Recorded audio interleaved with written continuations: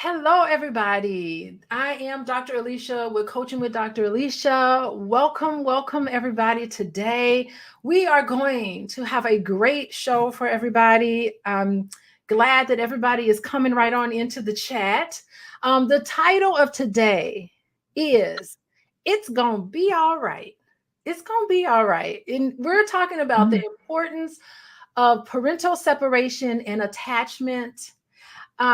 And to talk about this very important topic, we're going to highlight the recent public relationship between Tia Mowry and Cory Hardict.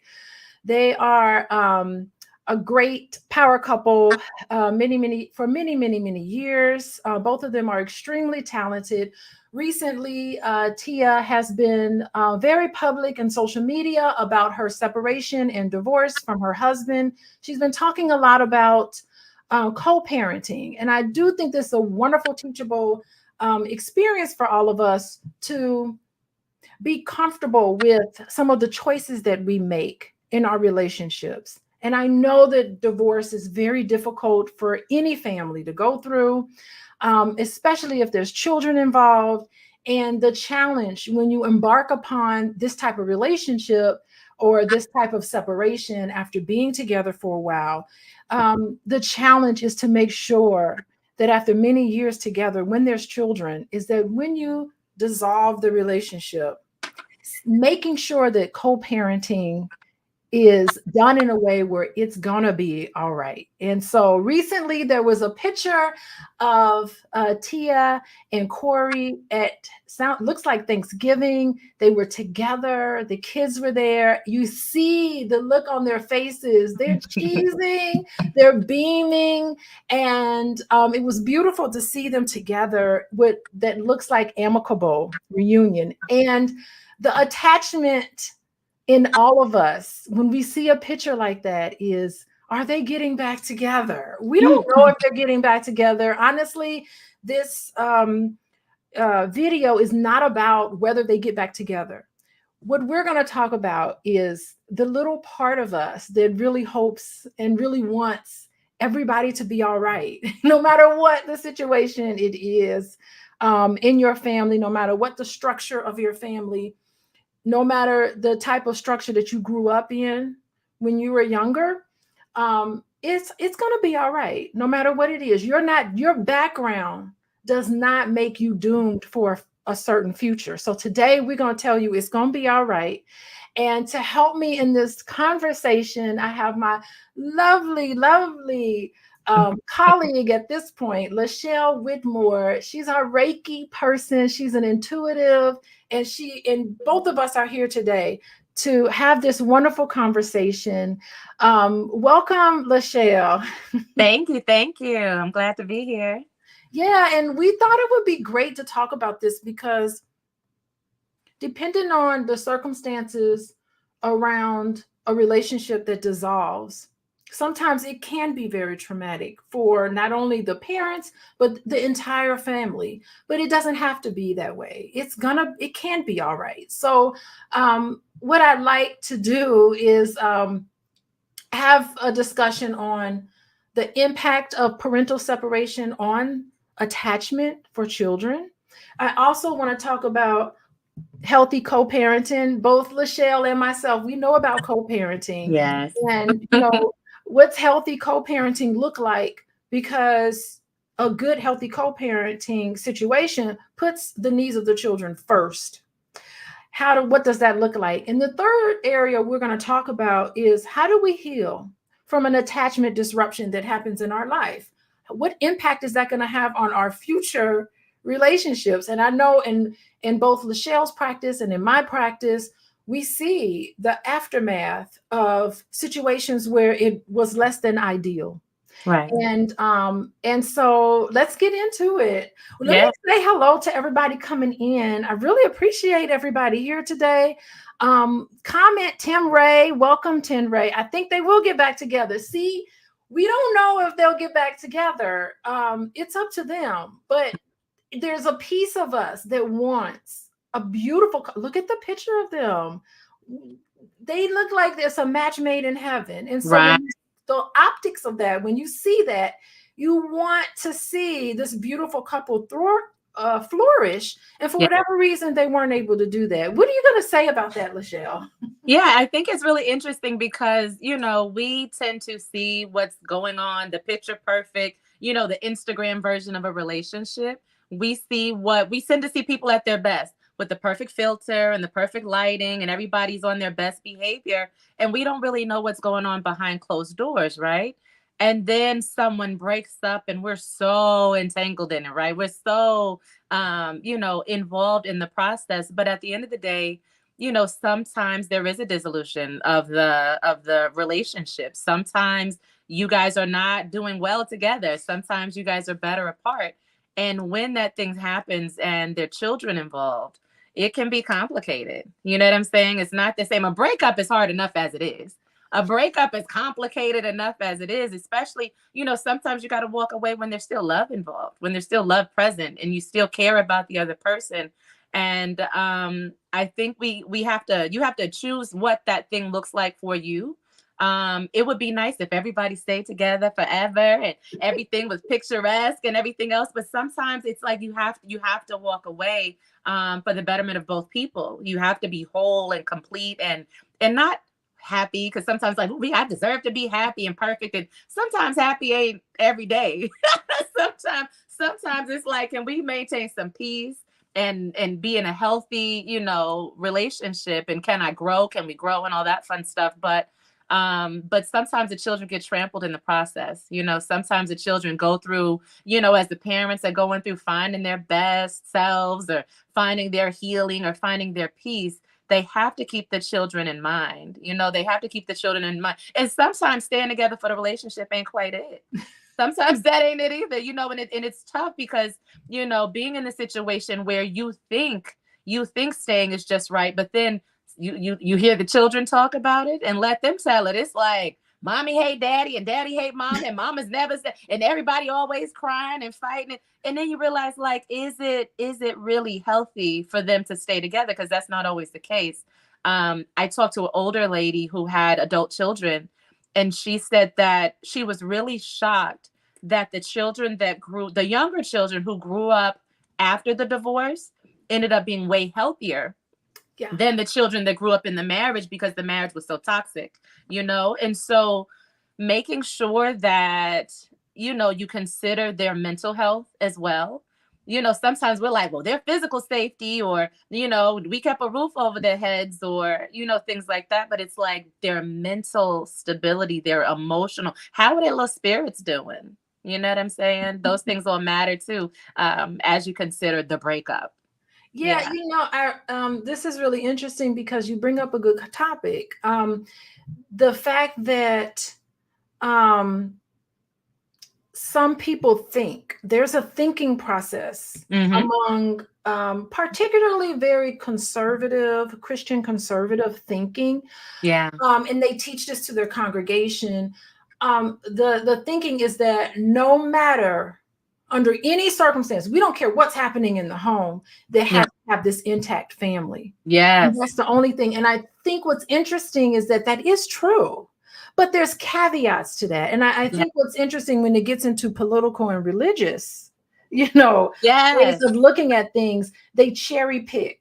Yeah. They'll pick one or two studies and they'll cherry pick a lot of things and say, see, here's this one study. But what they fail to mention is that there's caveats to that. Yes. Right. Agreed.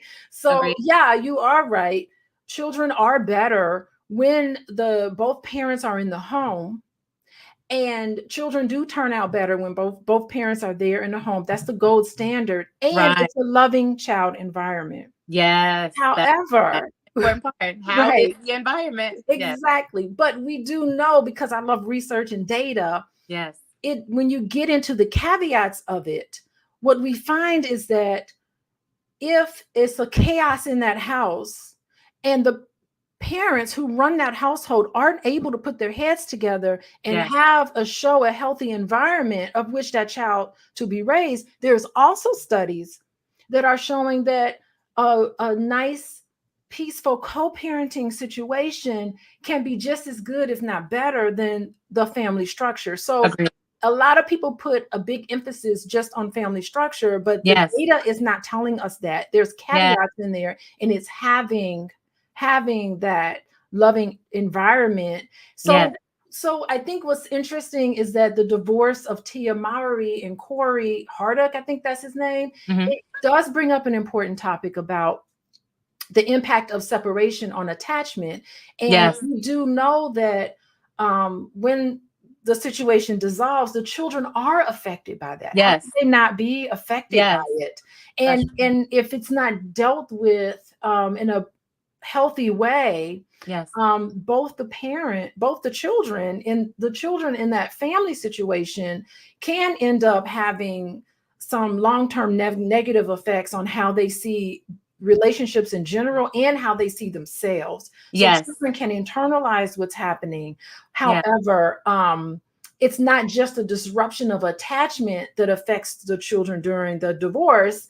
It's Yes. the way the parents handle the separation, and co-parenting can also have a significant impact. So yeah, I definitely agree. Tim Ray, welcome Tim Ray in the chat. He's chiming in. He's thinking, oh, he's gossiping. He's saying Ah, that she left because of money.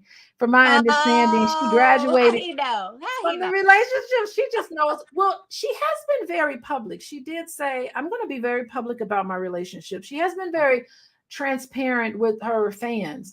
That's her sort of thing. Wait, she said it was money?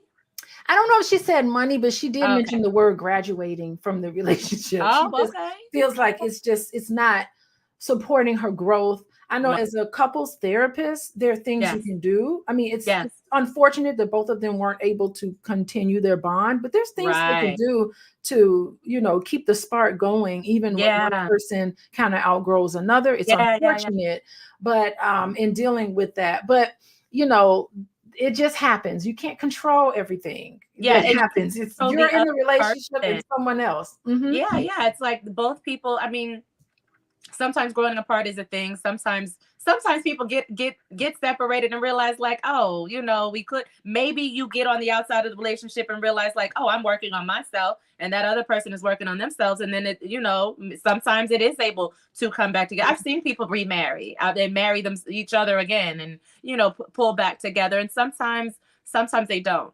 Sometimes they're better off apart. Sometimes it's like, okay, we can do this thing in two separate houses, living two different lifestyles, getting our needs met elsewhere, but we can still deal with the children. We can still be friends. We can still maintain. And I think that what children need is two successful parents, people who can be successful at life, whether it's together or separate. If one person is pulling the other one down, if one person is, depressed and suffering or struggling, in the relationship and needs to get out to survive it, you know what I'm saying? Because some people stay together and it's like, girl, I need a drink to go home. I need I need There's no way to live. you don't want to be in a space where I gotta cope through this relationship. I'm doing it, doing whatever I can to stay alive here in this relationship. Then that's not healthy. And even thinking about the impact on the children, unfortunately, I've seen so many dynamics.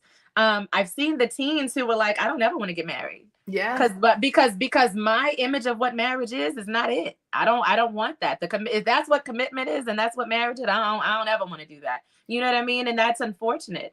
Or I've even heard people, this is really messed up, but I've heard people dating outside of their race because their image of what a Black man is or a Black woman is so negative, just based on how they see their parents showing up in the relationship. So harsh, so toxic. But, sometimes you don't even know how good you are outside of, let's say the people that get together really young. And you've only known this, and then you've moved into adulthood with this person who may be abusive or cheating nonstop, and it's just a lot of those kind of things where it's a difficult situation. But sometimes it's just beautiful, and you don't know what you don't know, and you get out here and start dating, and it's like, it's rough in these streets. I don't want to be in the streets. I want back in. Let me knocking on the door. Knocking on the door. Can I come back? Let me back in. We don't know. We don't know if they're back together. We don't know if they're back together. Tia Mowry, we don't know if they're back together or if they're just co-parenting and being together for the holidays. You know what I'm saying? We don't know. I've seen some very healthy folks who the stepmama and the stepdaddy and the husband and the wife, and everybody just comes back together. And they're, and sometimes it takes a while to what I hear.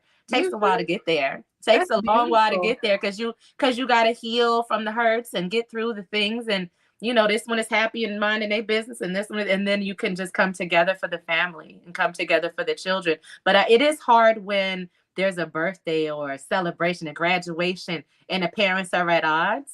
That's hard. That's hard on the children, Very hard on the children. Can you imagine? It's supposed to be a celebratory experience. Yeah. And here are the children having this nervous panic reaction because they don't know if their parents are going to be adults when they get together in a room. I mean, what a terrible experience that is. And that's why I really love that Tia and Cory, whether they get back together or not, they are divorced, right? Yes. So I love the fact that they were healthy and adult enough to even pose for that picture. Just as beautiful as it is as co-parents. I bet the kids were so happy. They were like, yes, we're back together. I love it. Yeah. So, I mean, it's just beautiful. And at the end of it all, the thing is that the children want their parents to be happy. Yes. Yes. They want their parents to be happy and healthy. And right? healthy. They feel good when they can look at their mom and look at their dad and see them living their best life. In the end, that's what they want, because children internalize all the chaos that's going around them. They can feel it. They can pick up on it. And when it's nice and peaceful, when they can predict, okay, I'm going to spend time with mommy now, and I know that I'm going to have to spend time with my dad at this point, and all of this. And it makes them structure. And the one thing I think is the beauty, and it's a shame that it's gotten to this, but the beauty of it, I used to, way back in the 90s when I worked in, I was a psychology student. I worked in a psych lab. It was a child development lab. Mm-hmm.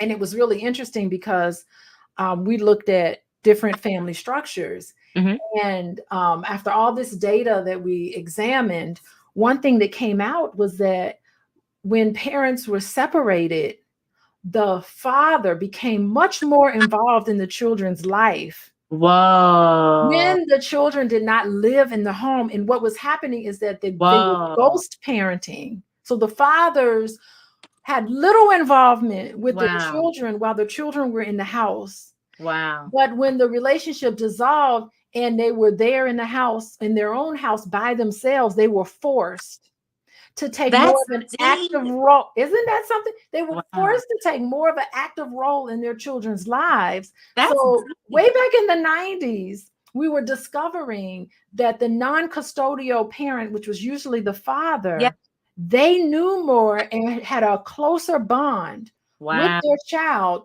when the marriage had dissolved, because they were just leaving it up to the wife to do everything. Leaving it up to the wife. They didn't even know. They didn't know their children's school they went to. They didn't know their children's teacher, name of their teacher. But when those fathers said, you know what, I got to maintain this connection with my child because they don't live with me. They didn't take it for granted. They didn't take it for granted. Yes. They were able to jump in, and they were able to say, you know what, I need to play a bigger role.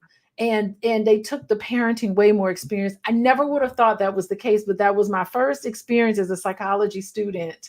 Learning about human behavior. Yeah. What that says, right? That says so much. I recently saw a thing on, I think it was Instagram or TikTok or something like that, where a guy was starting, like, I've seen it before, where guys are like, hey, my wife is out of town for 2 weeks, and oh my gosh, I got to do this stuff. And I need a list of how to cook, and I need a list of how to clean, and I need a list of the schools and the teachers and all this other stuff. So the guy is like, yeah, my wife is out of town. Let me go get all these lists that she wrote. And then he comes back to the camera, like, yeah, right, I don't need a list, because I'm actively participating in the role of the father. I'm a father. Why would I not know my doctor's name? Why would I not know what's going on with the children? But it is a thing where, I've seen, and it's funny, I've talked to a lot of guys, in 40s and 50s who are divorced. And as they speak about that previous relationship, oh, my wife did everything and da-da-da-da-da, and I don't know why we got divorced, and she's this and she's that. And I'm like, you don't understand how heavy that is. how heavy that burden is to, oh, well, I do all the flights and I do all the food and I do all the birthdays and I do all the Christmases and I do all the, and it's just like the women are tired and they're exhausted. And so when you think about that initial, when talking about Tia Mowry, thinking about that initial, like, I'm cutting all this hair off. I'm changing my style of dress. Like, let me get back to who I was. Who am I outside of this mother role and this wife role? Because typically the men get to maintain their relation, their personality, their character. That doesn't really shift and change. And so when you're thinking about the separation and the co-parenting aspect, yeah, you're at the house with these kids. There should be some chores, maybe, you know what I'm saying? There should be some homework doing, and there's just a whole different shift on, because it can't just be, I'm here to pick up the slack. No, you have your whole different relationship with the children. And I do think that makes so much sense. But now, Dr. Alicia, where are you? There are people chiming in. I'm on Instagram, but where are you guys at? Where else are we? We're on Instagram, and where else can people join in and see us? We're on Fly Nubian Queen. Fly Nubian Queen. We are on Boyce and Alicia TV, and we're on Instagram, right? I'm on Instagram. Blissful Therapy on Instagram. Perfect. Yeah. Did you add me in? Did you add Coaching with Dr. Alicia? I don't know. Oh, let me do that. I don't know. Add me in, because I'll post it on my page for everybody. So everybody, we're talking about how it's gonna be all right. Yeah. The importance of parental separation and attachment disruption for children. We're featuring Tia Mowry and Cory Hardict. I have a hard time with his last name, Hardict. And recently they posted this beautiful picture together where they came together for Thanksgiving. It's all these rumors that they're going to get back together. I would love to see them get back together. Of course, it's the hopeless romantic in me. People get back together. Be nice. It's such a beautiful, that the children are beautiful. Both Tia is drop dead gorgeous. Yes, so is Cory. They both are. Yeah, they're both. Come on. You just want that. And her attitude and his attitude. I love her on Instagram. She's totally like killing it. And look like she's living her best life. It does. But, she had to make this tough decision.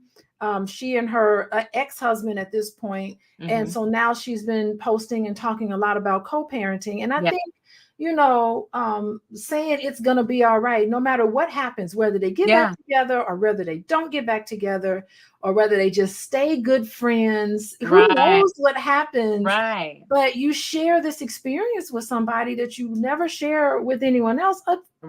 Having children, there's something really deep about that. And you can't take that away. So the thing is that how are we going to make sure that the kids in this situation know that it's going to be all right, so that they won't grow up and have this really twisted view of relationships and then turn around and think, I don't trust this marriage. I don't trust relationships. And they have a really warped sense of view about how they see things. And I think what a lot of people don't understand, what I wish all my clients could understand, is that I don't think it's a fantasy. Anything that you want in your heart, that you know that you want to have in your relationship, as long as you're lovable, you will always be loved. Yes. And you got to stay lovable.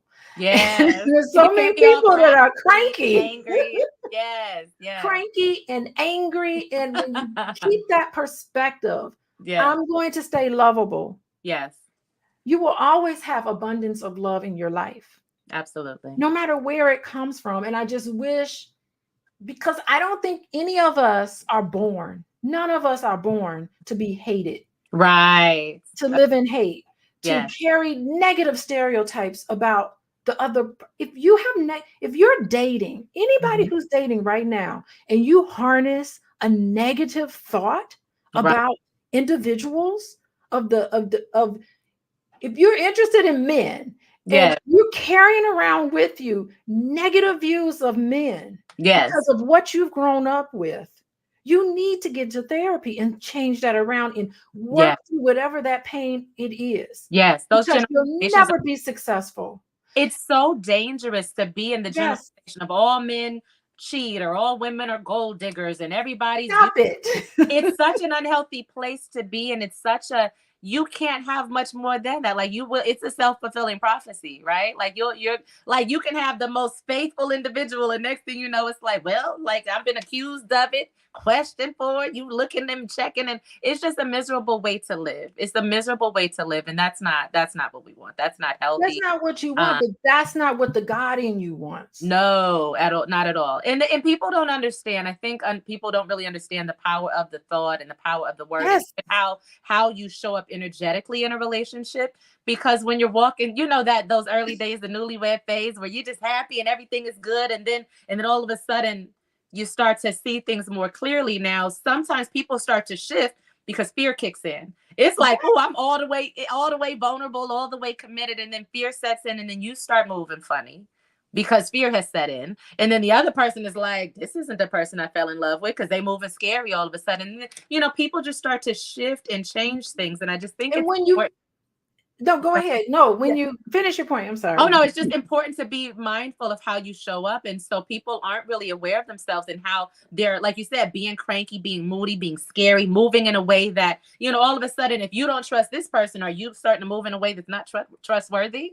You know what I'm saying? You start, I don't trust you. Well, why don't you trust me? What are you up to? You know what I'm saying? People just start to move funny when they're not mindful. Being present and being mindful and aware of themselves and their actions. Stop it. That's all I have to tell everybody. If you're in a relationship right now and you got a little funny feeling about something, stop it. Just stop yourself. I mean, thought stopping is a cognitive behavior. Yes. Like snap the rubber band. Like, stop. Yeah, absolutely. You know, just cut it out, because what you believe in your heart to be true, that is what you're going to see in your life. And I don't know why people don't understand that. Right, like the red car thing. Oh, I was thinking about a red car, and then all of a sudden you see all these red cars. Well, you know, stop thinking about it. Yeah. You have to consciously tell yourself, I'm not going to go down that road. Yeah, and you have to make the choice. Yeah. To stop doing that. Absolutely. No matter what happened to you. Listen, some people think that just because they come from a broken home, that they don't even deserve to be in a healthy relationship. True.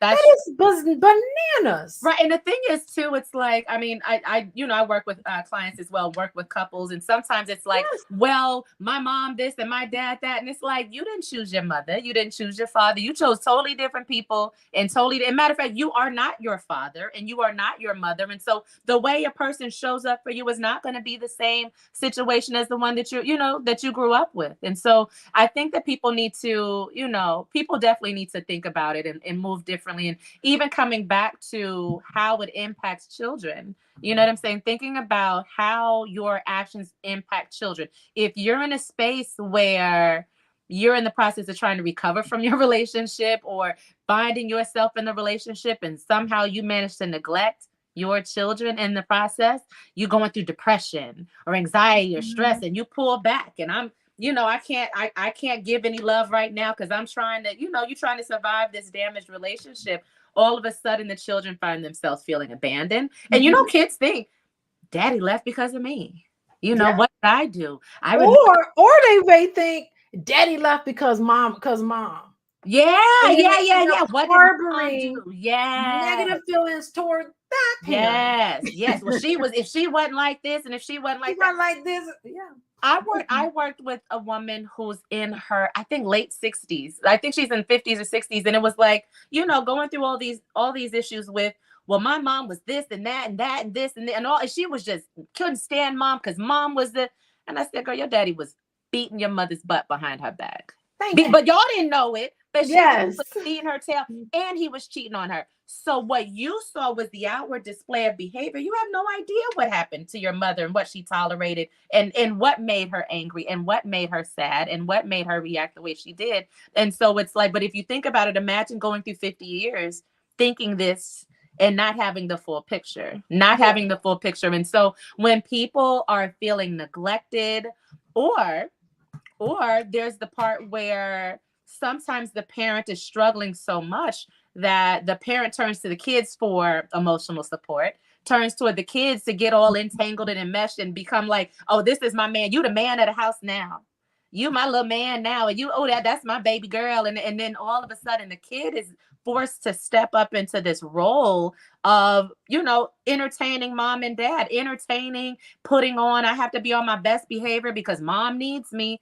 And then things get all entangled and enmeshed, and then it affects your attachment style. It affects how you are able as an adult to attach and connect to another person, and it's really unfortunate because that's a tough one to fix. It becomes a part of your character. It becomes, sometimes we become people pleasers. We become, ones where it's like, I don't want to be bothered.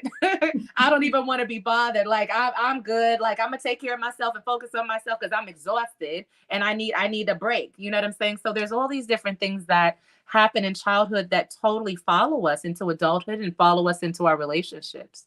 Yeah, we try to make sense of what's going on with us. And in the mind of a child, you either internalize it and think there's something wrong with me. Yeah. Or you side with one parent against the other. Yeah. There's something wrong with this non-custodial parent. That's parental alienation. That's also unhealthy. Okay. Or you side with the parent that's gone and you're looking at the custodial parent, like, what did you do to get rid of his daddy? And you're judging because you did not have somebody needed to have been there to help you process those very complicated things that you were experiencing at a very early age. So you needed to have that. So how could you not judge it? And, the whole thing with enmeshment, you should never look to your children to help you sort out and work out the issues that are going on with you. Oh my God. God. To keep those boundaries going. You definitely don't want to neglect them, but you also don't want to work through your issues through your children. Absolutely. You got to let them be their own individual person. Absolutely. Let them share their perspective.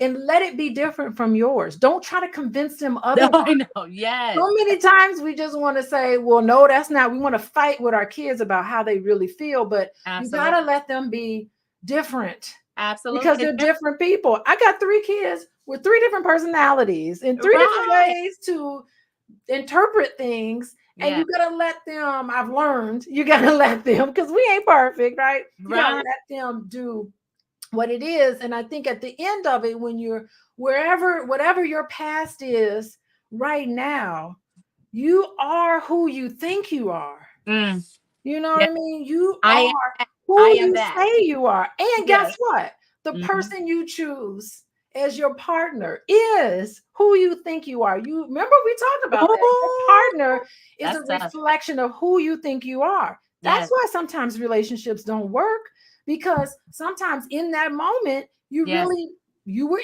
a whole different person. That's you real. Needed to have this experience, and then you can transition sometimes. That's if anybody's having a difficult time in relationships, the best thing you do is hold up a mirror to that.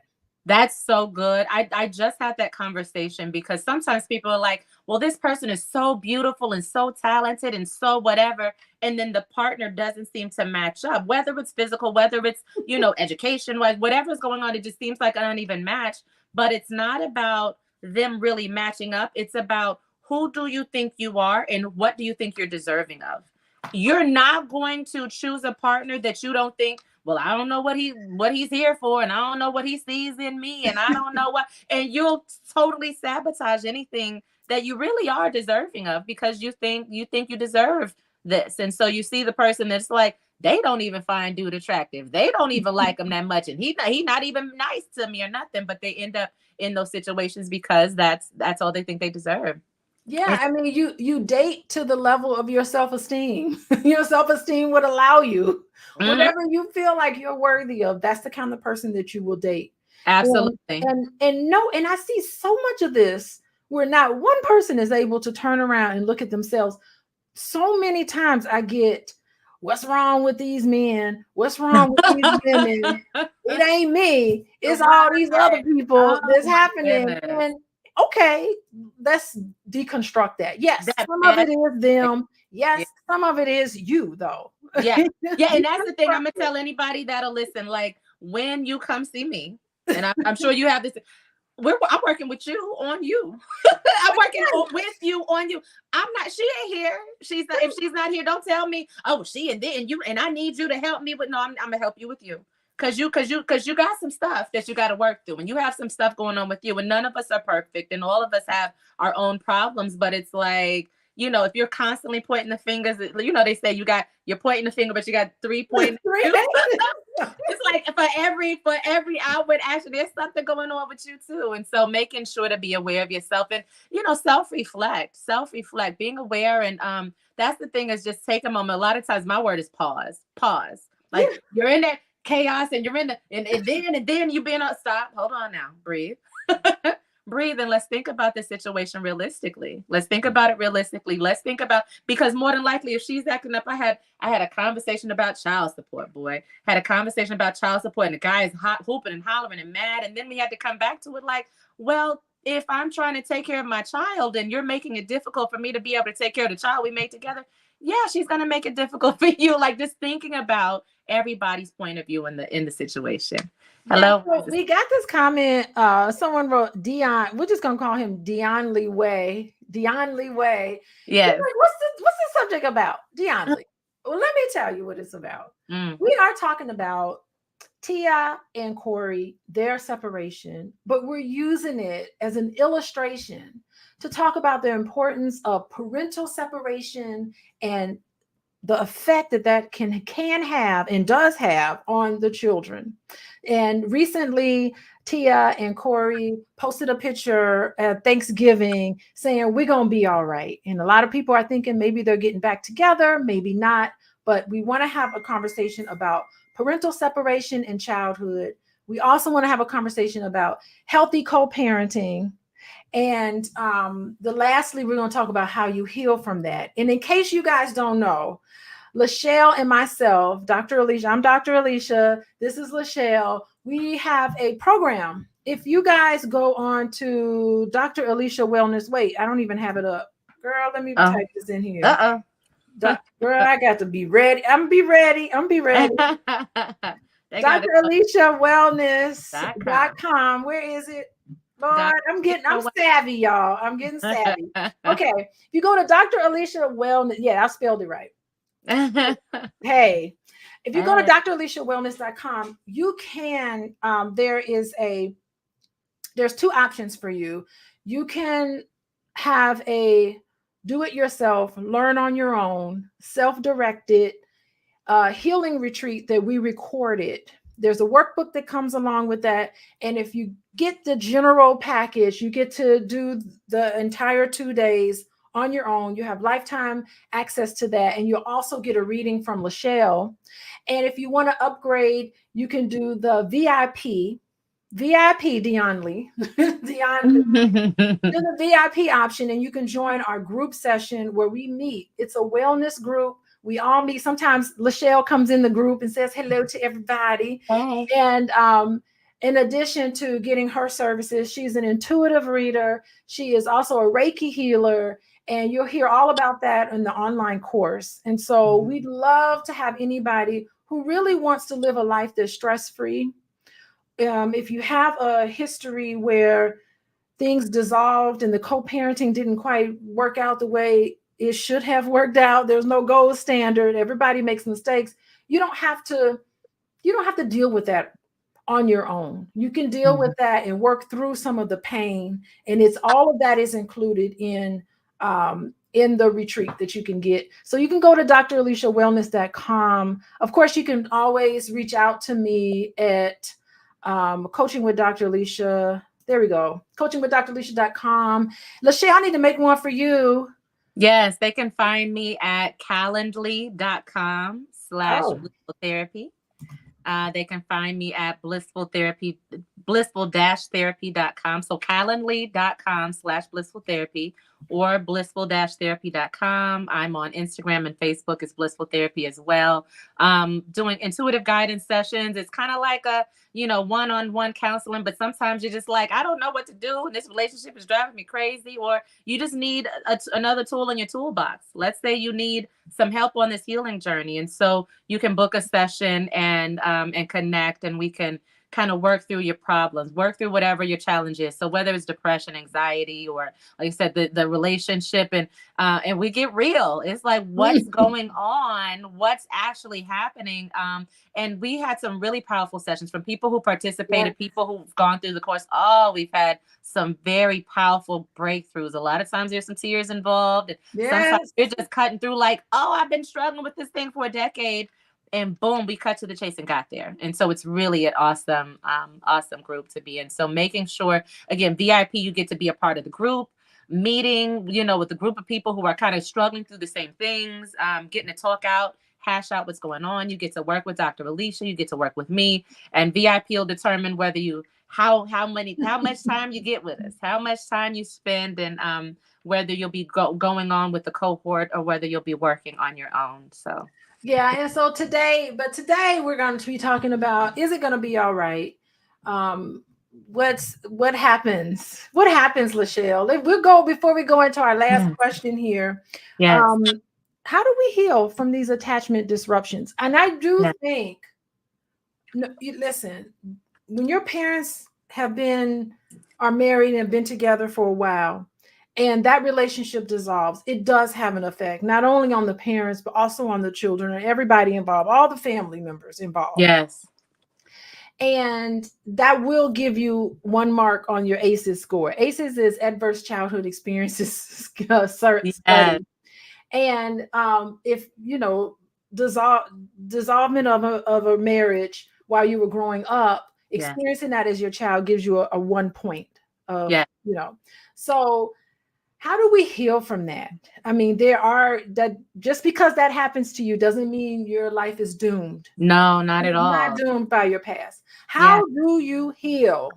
What's the best way to heal from seeing your parents be happy, seeing your parents not be happy with each other, and having to grow up knowing that you were basically in the middle of a very unfortunate situation? How do we get to look like Tia and Cory when it comes to Thanksgiving? Hopefully they had a beautiful Thanksgiving. It was just as beautiful as that picture. I know.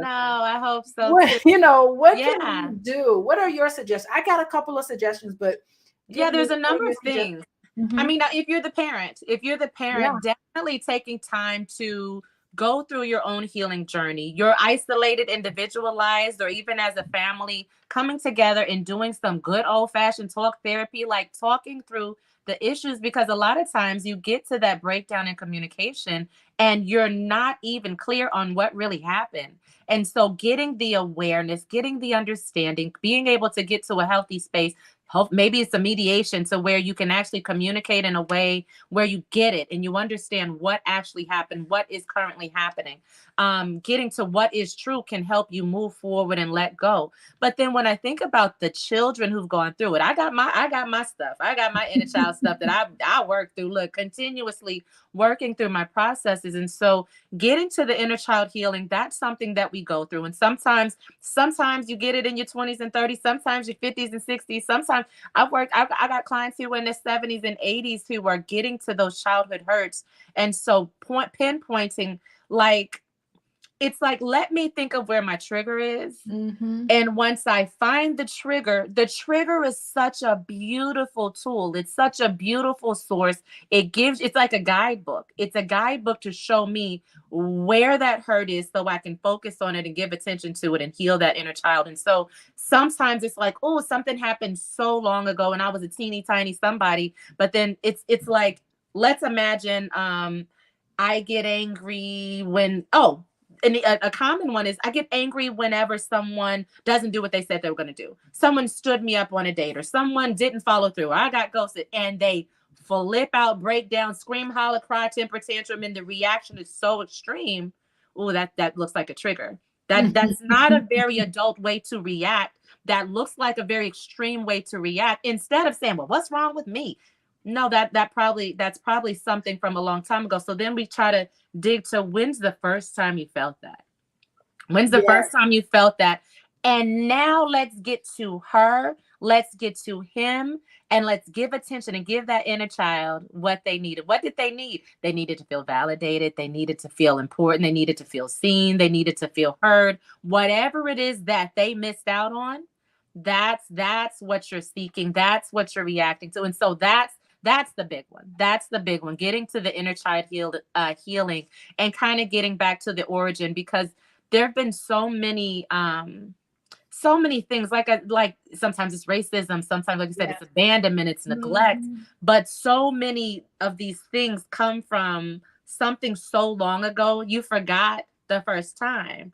Every time it works you up, but you and sometimes that reaction can be the thing that tears up the relationship. That over extreme, he's like, I don't know what to do with you. Sometimes I don't call. So I was busy at work, and here you are on the floor crying your eyes out because he was busy at work. You know what I mean? And that gets to be a little harsh and difficult. And so getting to the inner child and the awareness, getting the communication and the truths out, I think that's a good way to start.